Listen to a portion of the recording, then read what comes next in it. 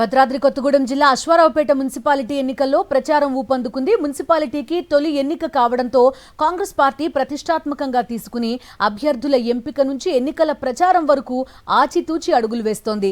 మంత్రి పొంగులేటి శ్రీనివాసరెడ్డికి అత్యంత సన్నిహితుడు జూపల్లి రమేష్, శశికళ దంపతులు 6, 13 వార్డుల నుంచి పోటీ చేయడంతో రాజకీయం మరింత వేడెక్కింది.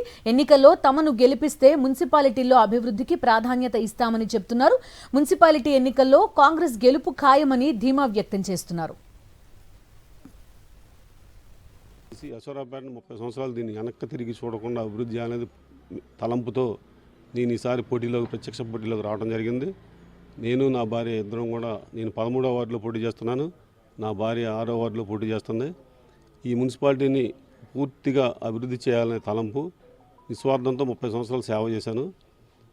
కాంగ్రెస్ పార్టీ అభివృద్ధిని, సంక్షేమ పథకాల దృష్ట్యా తప్పగా కాంగ్రెస్ పార్టీ అత్యధిక మెజార్టీతో గెలుస్తుందనే నమ్మకంతో నేనున్నాను.